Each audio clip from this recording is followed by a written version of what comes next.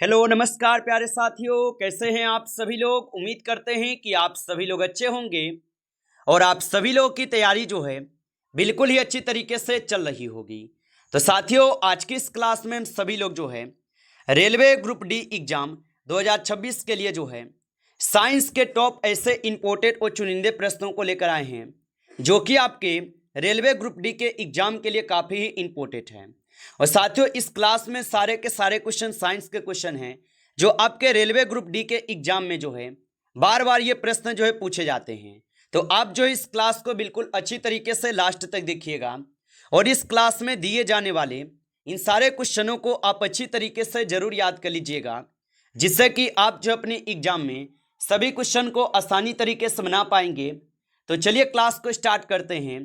Class को start करें उनसे पहले साथियों एक बार आप लोग कमेंट करेंगे कि आपका एग्जाम जो है कौन से डेट पे पढ़ रहे हैं और कौन से शिफ्ट में हैं। एक बार आप कमेंट करके बताइए, जिससे कि आपको एग्जाम से पहले क्वेश्चन कराया जाए।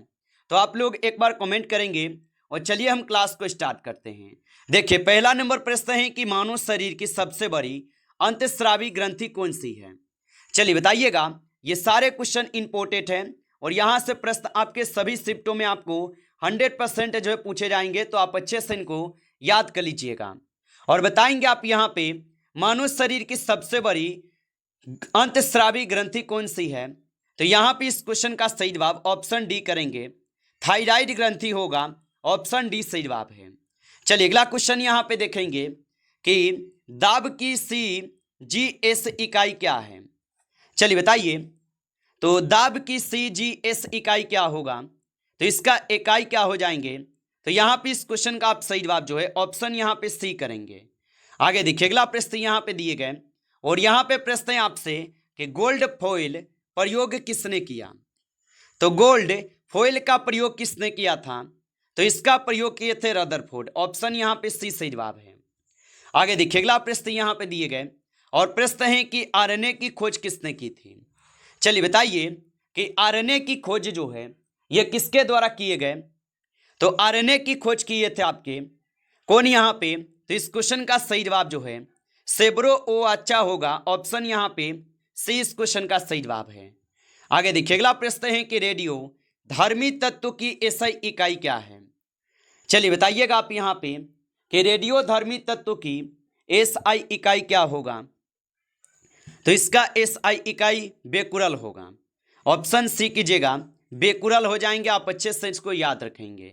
चलिए अगला प्रश्न यहाँ पे है, पृथ्वी के वायुमंडल में सर्वाधिक मात्रा में कौन सी गैस पाई जाती है। तो पृथ्वी के वायुमंडल में सर्वाधिक मात्रा में कौन सी गैस पाई जाती है, तो याद रखेंगे इसमें पाए जाते हैं नाइट्रोजन। ऑप्शन सी कीजिएगा, नाइट्रोजन होगा। चलिए अगला प्रश्न यहाँ पे है कि सबसे अस्थायी समस्थानिक कौन सा माना जाता है। तो सबसे अस्थायी समस्थानिक कौन माना जाता है, तो सबसे अस्थायी समस्थानिक जो है यहाँ पे माने जाते हैं लैंड 206। ऑप्शन यहाँ पे सी कीजिएगा सही जवाब। चलिए अगला प्रश्न यहाँ पे है कि क्लोरोफ्लोरोकार्बन मुख्यतः जो ये किसके लिए उत्तरदायी है। तो क्लोरोफ्लोरोकार्बन मुख्यतः किसके लिए उत्तरदायी होगा, तो ये उत्तरदायी है ओजोन परत की क्षति के लिए। ऑप्शन यहाँ पे आप लोग का जो है सी सही जवाब है, याद रखेंगे। चलिए अगला प्रश्न यहाँ पे देखेंगे कि नाभिकीय संयंत्रों में मुख्य ईंधन के रूप में किसका जो है प्रयोग किया जाता है। तो याद रखेंगे नाभिकीय संयंत्रों में मुख्य ईंधन के रूप में किसका प्रयोग किया जाता है, तो इसमें यूरेनियम का प्रयोग होता है। ऑप्शन आपका बी सही जवाब है, यूरेनियम का प्रयोग होता है। अगला प्रश्न है कि लेजेंद्र प्रमेय किस विषय से संबंधित है। तो लेजेंद्र प्रमेय किस विषय से संबंधित होगा, तो ये संबंधित हो जाएंगे आपके गणित से। ऑप्शन यहाँ पे सी सही जवाब है, गणित से होगा। आगे देखिए, अगला प्रश्न यहाँ पे दिए गए प्रश्न है कि ध्वनि की चाल सबसे अधिक किस माध्यम में होती है। चलिए बताइए। और साथियों, आप लाइक नहीं किए इस क्लास को, तो एक बार क्लास को आप लोग लाइक कर लीजिएगा और नए हैं आप इस चैनल पे तो चैनल को सब्सक्राइब करके ऑल नोटिफिकेशन को ऑल पे दबा के जुड़ जाइए, जिससे कि जब भी कोई नई क्लास हो सबसे पहले क्लास का नोटिफिकेशन जो है आपके पास पहुंच सके। तो चैनल को सब्सक्राइब कर लीजिएगा और बताएंगे ध्वनि की चाल सबसे अधिक किस माध्यम में होती है। तो सबसे अधिक होती है स्टील में। ऑप्शन यहाँ पे डी सही जवाब है, स्टील में होगा। चलिए अगला प्रश्न यहाँ पे है कि प्राकृतिक पेसमेकर किसे कहते हैं। तो प्राकृतिक पेसमेकर जो है SA नोड को कहते हैं। ऑप्शन यहाँ पे आप सभी लोग का जो है बी सही जवाब होगा। चलिए अगला प्रश्न यहाँ पे देखेंगे और प्रश्न है कि फ्लोरोसेंट लैंप में कौन सी गैस भरी जाती है। तो फ्लोरोसेंट लैंप में कौन सी गैस भरी जाती है, तो याद रखेंगे इसमें भरी जाती है ऑर्गन गैस। ऑप्शन यहाँ पे सी सही जवाब है, ऑर्गन गैस होगा। चलिए अगला प्रश्न यहाँ पे है कि वयस्क मानव शरीर में कुल कितनी हड्डियां होती है। तो वयस्क मानव शरीर में कुल कितनी हड्डियां होती है, तो वयस्क मानव शरीर में कुल 206 हड्डी होते हैं। ऑप्शन यहाँ पे बी सही जवाब है, 206 हड्डी। चलिए अगला प्रश्न यहाँ पे देखेंगे। प्रश्न है कि हीमोग्लोबिन में लोहा किस अवस्था में पाई जाती है। चलिए बताइए कि हीमोग्लोबिन में लोहा किस अवस्था में पाई जाती है। तो ये पाए जाते हैं Fe2+ में। ऑप्शन आप सभी लोग का जो है यहाँ पे सी सही जवाब दिए गए, ऑप्शन सी सही जवाब है। आगे देखिए अगला प्रश्न है कि अस्थि मज्जा मुख्यतः किसका जो है निर्माण करती है। ये सारे क्वेश्चन इंपॉर्टेंट है जो आपके रेलवे ग्रुप डी के एग्जाम में बार बार ये प्रश्न जो है रिपीट होते हैं। और बताइए अस्थि मज्जा मुख्यतः किस का निर्माण करती है। तो ये निर्माण करते हैं लाल रक्त कोशिकाओं के। ऑप्शन यहाँ पे जो है 20 सही जवाब है, लाल रक्त कोशिकाओं के होगा। चलिए अगला प्रश्न यहाँ पे है ओजोन अणु में ऑक्सीजन के कितने जो है परमाणु होती हैं। तो याद रखेंगे कि ओजोन अणु में ऑक्सीजन के कितने परमाणु होते हैं। तो इनके कुल 3 परमाणु होते हैं। ऑप्शन यहाँ पे आपका 20 सही जवाब है, 3 परमाणु। आगे देखिए अगला प्रश्न है कि निम्नतम तरंग दैर्घ्य किसकी होती है। तो निम्नतम तरंग दैर्घ्य किसकी होती है, तो गामा किरण की होती है। ऑप्शन यहाँ पे डी सही जवाब है, गामा किरण के होगा। आगे देखिए अगला प्रश्न है कि किस विटामिन की कमी से रतौंधी होती है। चलिए बताइए तो किस विटामिन की कमी से रतौंधी होती है। तो यहाँ पे आप इस क्वेश्चन का सही जवाब जो है ऑप्शन आप सभी लोग ए करेंगे या सी करेंगे। तो ऑप्शन सी करेंगे, विटामिन सी की कमी के कारण रतौंधी होते हैं। आगे देखिए अगला क्वेश्चन यहाँ पे है कि ट्रांसफार्मर का मुख्य जो है कार्य क्या है। चलिए बताइए तो ट्रांसफार्मर का मुख्य कार्य क्या है। तो वोल्टेज कम और अधिक करना। ऑप्शन यहाँ पे सी जो है सही जवाब है, या याद रखेंगे ऑप्शन सी सही जवाब है। अगला प्रश्न है कि कौन सा विटामिन जल में घुलनशील नहीं है। ऑप्शन यहाँ पे दिए गए, ऑप्शन ए है विटामिन बी, ऑप्शन बी है विटामिन सी, ऑप्शन से विटामिन ए या विटामिन ऑप्शन डी होगा विटामिन B12। तो कौन सा विटामिन जल में घुलनशील नहीं है, तो जल में घुलनशील को नहीं होगा तो विटामिन ए जो जल में घुलनशील विटामिन नहीं है। ऑप्शन आपका सी सही जवाब है। आगे देखिए अगला प्रश्न है कि द्रव्य एवं ठोस दोनों रूपों में पाए जाने वाला तत्व कौन सा है। ऑप्शन ए दिए गए हैं ब्रोमीन, ऑप्शन बी है गैलियम, ऑप्शन सी है पारा या ऑप्शन डी है क्लोरीन। तो द्रव्य एवं ठोस दोनों रूपों में पाए जाने वाला तत्व कौन सा है, तो इसमें हो जाएगा यहाँ पे गैलियम। ऑप्शन आप सभी लोग का जो है 20 सही जवाब है, इसमें गैलियम होगा। आगे देखिए अगला क्वेश्चन यहाँ पे 23 है, कंप्यूटर आईसी किस तकनीक पर आधारित है।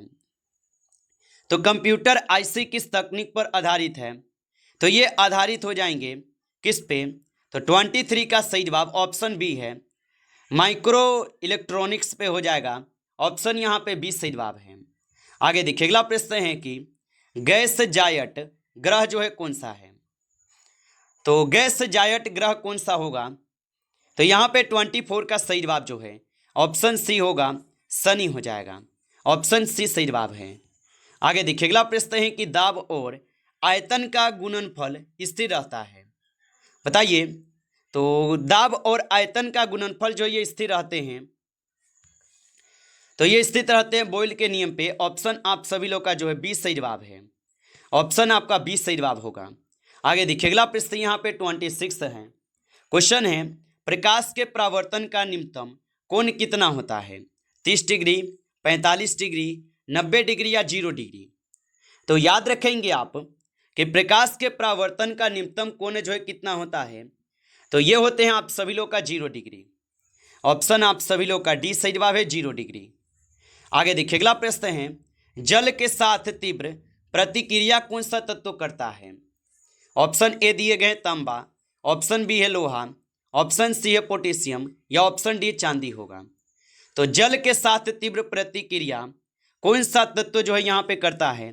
तो 27 का सही जवाब ऑप्शन आप सभी लोग का सही है, पोटेशियम होगा। आप अच्छे से इनको याद रखेंगे। चलिए अगला प्रश्न यहाँ पे है, जीवाणु द्वारा नाइट्रोजन स्थिरीकरण की प्रक्रिया कहलाती है। ऑप्शन ए दिए गए नाइट्रीकरण, ऑप्शन बी है नाइट्रोजन स्थिरीकरण, ऑप्शन सी है अमोनीकरण या ऑप्शन डी हो जाएगा विनाइटीकरण। तो जीवाणुओं द्वारा नाइट्रोजन स्थिरीकरण की प्रक्रिया क्या कहलाती है? तो ये कहलाते हैं नाइट्रोजन स्थिरीकरण। ऑप्शन आपका जो है बी सही जवाब है, याद रखेंगे। चलिए अगला प्रश्न यहाँ पे देखेंगे कि प्लाज्मा जो है ये क्या है? ऑप्शन ए है ठोस है, ऑप्शन बी है द्रव्य, ऑप्शन सी है यहाँ पे आयनित गैस या ऑप्शन डी है मिश्र धातु। तो प्लाज्मा क्या हो जाएगा? तो प्लाज्मा जो है ये आयनित गैस हो जाएगा। ऑप्शन आपका सी सही जवाब है, आयनित गैस होगा। आगे देखिए अगला प्रश्न है कि पेसमेकर की असफलता पर किसका जो है प्रयोग किया जाता है? तो पेसमेकर की असफलता पर किसका प्रयोग करते हैं? तो इसमें कृत्रिम पेसमेकर का प्रयोग करते हैं। ऑप्शन आप सभी लोग का बी सही जवाब होगा। आगे देखिए अगला प्रश्न है कि डायनेमो किस ऊर्जा को विद्युत ऊर्जा में बदलता है? ऑप्शन ए है रासायनिक में, ऑप्शन बी है उष्मीय में, ऑप्शन सी है यांत्रिक या ऑप्शन डी है प्रकाश में। तो डायनेमो किस ऊर्जा को विद्युत ऊर्जा में बदलता है? तो 31 का सही जवाब ऑप्शन आप सभी लोग का सी है, यांत्रिकी में होगा। ऑप्शन सी सही जवाब है, यांत्रिकी ऊर्जा में। आगे देखिए अगला प्रश्न है कि सूर्य से सबसे दूर ग्रह कौन सा है? ऑप्शन ए है शनि, ऑप्शन बी है यूरेनस, ऑप्शन सी है नेपच्यून या ऑप्शन डी है बृहस्पति। तो सूर्य से सबसे दूर ग्रह कौन सा है? तो यहाँ पे आप सभी लोग का नेपच्यून हो जाएगा। ऑप्शन यहाँ पे सी सही जवाब होगा। आगे देखिए अगला प्रश्न यहाँ पे है कि प्रकाश का वेग सर्वप्रथम किसने मापा था? ऑप्शन यहाँ पे ए है न्यूटन, ऑप्शन बी है रोमर, ऑप्शन सी है आइंस्टीन या ऑप्शन डी है ह्यूमेरस होगा। तो याद रखेंगे प्रकाश का वेग सर्वप्रथम किसने मापा था? तो ये मापे हुए थे आपके रबिस्को। ऑप्शन आप सभी लोग का कौन होगा? तो ऑप्शन आप सभी लोग का जो है बी सही जवाब होगा, यहाँ पे रोमर हो जाएगा। अगला क्वेश्चन है कि प्रकाश संश्लेषण में प्रमुख एंजाइम कौन सा है? तो प्रकाश संश्लेषण में प्रमुख एंजाइम कौन सा होगा?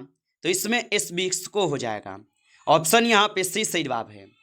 आगे देखिए अगला प्रश्न यहाँ पे दिए गए, एंटीबॉडी का उत्पादन मुख्यतः किसके द्वारा जो है किया जाता है? तो एंटीबॉडी का उत्पादन मुख्यतः किसके द्वारा होता है? तो लिम्फोसाइट के द्वारा होता है। ऑप्शन सी कीजिएगा, लिम्फोसाइट द्वारा। नमस्कार साथियों, इस क्लास में जो है टॉप 35 क्वेश्चन थे जो काफ़ी इंपॉर्टेंट क्वेश्चन थे। साथियों यदि आपको क्लास अच्छा लगा हो तो आप जो है इस क्लास को लाइक कर लीजिए, और नए जुड़े हैं आप इस चैनल पे तो आप जो है इस चैनल को भी सब्सक्राइब करके जरूर जुड़ जाइए, जिससे कि जब भी कोई नई क्लास हो सबसे पहले क्लास का नोटिफिकेशन जो है आपके पास पहुंच सके। तो चैनल को सब्सक्राइब कर लीजिए। चलिए फिर मिलते हैं आपसे नेक्स्ट टॉपिक के साथ नेक्स्ट क्लास में। तब तक के लिए जय हिंद, जय भारत।